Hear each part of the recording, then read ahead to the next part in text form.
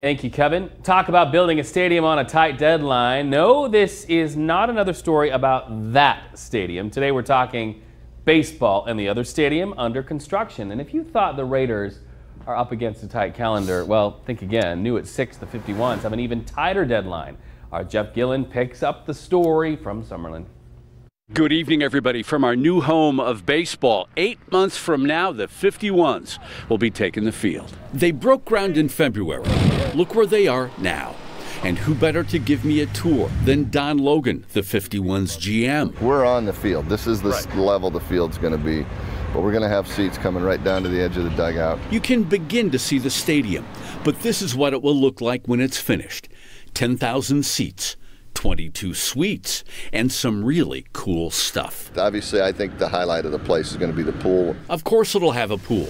This is Vegas. The pool's going to have 24 seats in the pool where you can sit in the pool with a drink rail in front of you and watch the game. Cabanas behind that. It will also have one of the biggest scoreboards in all of baseball.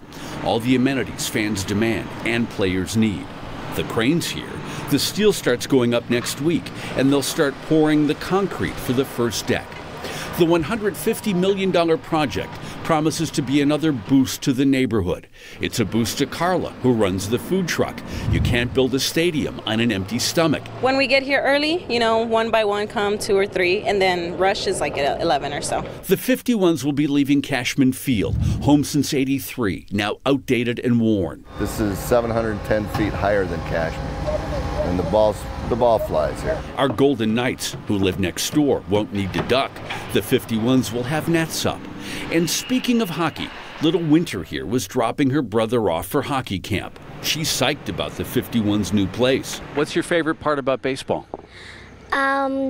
Probably getting a home run around the whole base and coming back. Which is exactly what the 51s hope, that they're about to hit a homer with this park, ready for opening day, April 9th next year. In Summerlin, Jeff Gillen.